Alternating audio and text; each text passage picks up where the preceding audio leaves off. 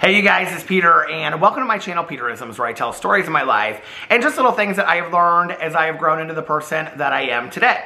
And I brought 4 books with me today. I don't know which ones. I have the Melody Beatty books. I'm kind of like leaning towards these, but then I have the Daily Book of Positive Quotations. I have to tell you, I'm not so much leaning towards this, and the Meditation for Living in Balance. So, and I did not bring my reading glasses. Okay, let me look at each of these and see what they're about, and then, this one is like, the print is so small, I might not be able to read this. Okay, and, I'm in October. That's a problem when you don't have your reading glasses and you're in October. Okay. Let's see, November 24th. Chores. Okay, I don't know that I so much want to read about chores. I don't even like doing them, let alone reading about them. Okay, let's see in the Melody Beatty books. One is about Up the Power of Gratitude, which I think is a great meditation, especially going into Thanksgiving. And then The Language of Letting Go, which is the other Melody Beatty book. Let's see. November 24th. Syringer. Is it really that short? Yeah, it's really that short. We can read about that one too. I love talking about surrender. And then the Daily Book of Positive Quotations. Let's see what the meditation's about.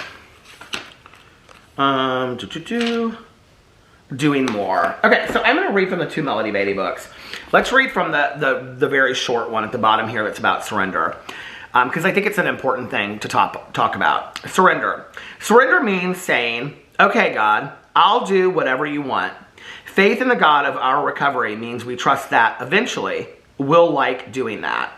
Today I will surrender to my higher power. I'll trust that God's plan for me will be good, even if it's different than I hoped for or expected. And I really like this meditation, even though it is just 4 sentences long. The reason why is I think that surrender is such an important part of recovery. I also think it's just something that we should talk about in life. I think that people have this misconception that surrendering to something or surrendering something up means that you give up, right? And that's really not the case. In recovery, we have something that we talk about, the 3rd step prayer, which is a lot about surrendering, and if you look at the 3rd step in recovery, the 3rd step is, made a decision to turn our life and our will over to the care of God as we understood him, or her, or it, or whatever, right? And that's basically surrendering your life over. And, whatever your concept is of a higher power, if it's the universe or whatever, that's great. And you can use it in the realm of that.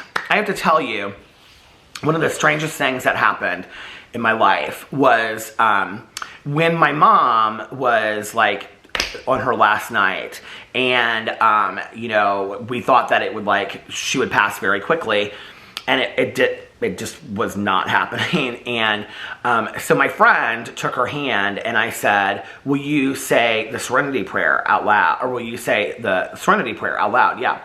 And she said, I said, will you read the serenity prayer? Say the serenity prayer. And she said, yes. And then she said out loud. And I said, yeah. And she started saying the serenity prayer, and I stopped her and I said, actually, will you say the 3rd step prayer, which is, God, I surrender myself to thee. So anyway, it's about surrender. When my mom passed away that night, I came back to this condo, to her house, and underneath her bed, she had her basic text, and she had her Bible, and she had things highlighted and whatever. In her basic text, okay, she had tons that was dog-eared and underlined. The only part that was highlighted in her entire basic text was the 3rd step prayer. And I was like, God, this is so surreal, right? And then I also have a favorite story that Oprah tells. And it was when Oprah really, really, really wanted the part of, when she really wanted the part of In the Color Purple of Miss Sophia. And she had read the book, and she had passed the book out to people and all this kind of stuff. And so she called her agent on the phone, and her agent said, this was before Oprah had taken any real roles. I've talked about this on here before because I love this story. And actually, Oprah has this, it's one of her aha moments. She has this story on YouTube. You can go find it and watch it. But she calls her agent, and her agent says to her, Oprah, there are real actresses that are trying to get this role. We'll see what happens, but whatever. And so she ended up going to this weight loss camp, and she was on the track walking around.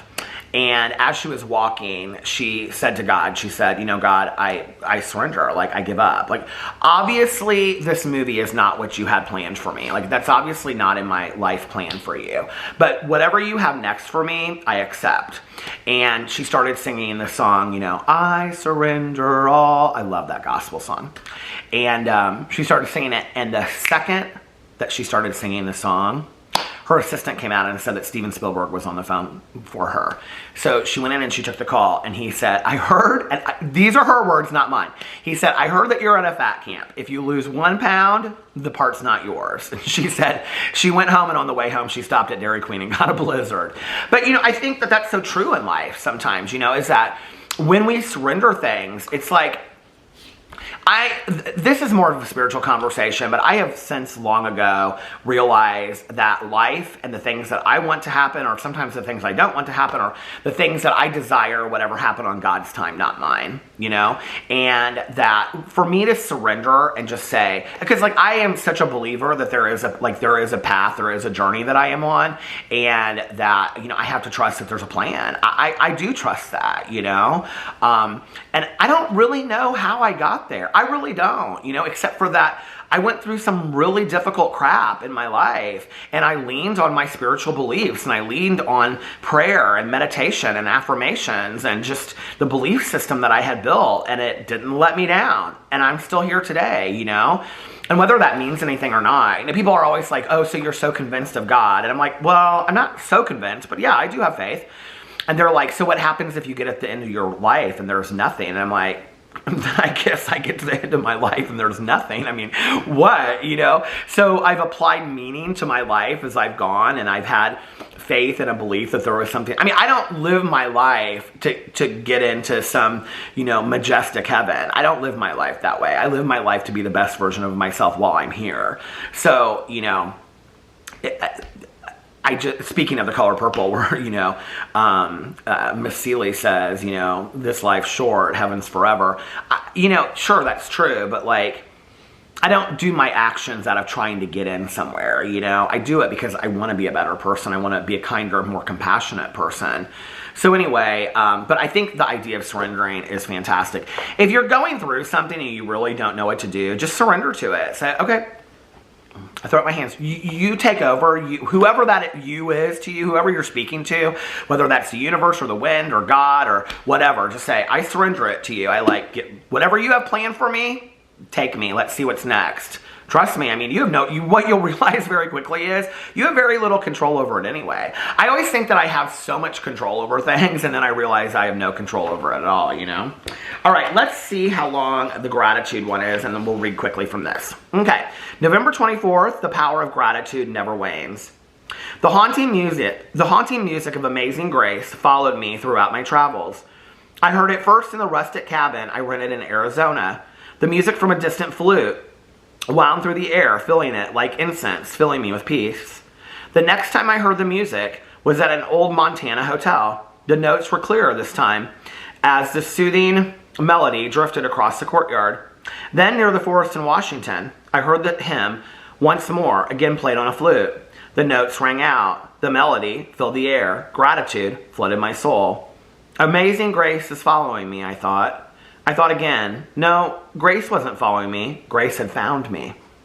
The power of gratitude never wanes. Say it when you feel and believe it.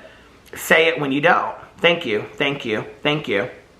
That was what we did in the book Magic by Rhonda Byrne, remember? He said, thank you, thank you, thank you. Soon you will hear the music too. This song of grace will touch you, this haunting melody. Amazing, amazing grace. I love that. I think whenever I find myself out of sorts, when I find myself angry or having a pity party for myself or not happy or whatever, I try to very quickly get into gratitude and look at the things that I do have. Look at the blessings in my life. It's an action. Gratitude is an action for me today. It doesn't just happen naturally. I have to sit down and practice it. Sometimes I have to make lists, gratitude lists, because, I'm like sitting there in my head and I'm spinning and I'm scripting conversations and I'm mad and I'm angry and life's unfair and all that kind of stuff. And then I think, well, it could be a lot worse, I love, love. My friend Tanya, no matter what it is, okay, if it's something trivial, like, I don't know, not having her soda at the gas station, all the way to something that, you know, is pretty serious for most of us. She has this attitude that if this is the worst thing that happens to me today, then I've had a pretty good day, you know? And I think about that often, like when I go through my day, and it's easy to complain about a lot, but then I think, if this is the worst thing that happened to me today, I had a pretty good day, I have a pretty good life. So anyway, loved those meditations. Let me know what you think in the comment section below. I love you guys, and I'll see you in my next video. Bye.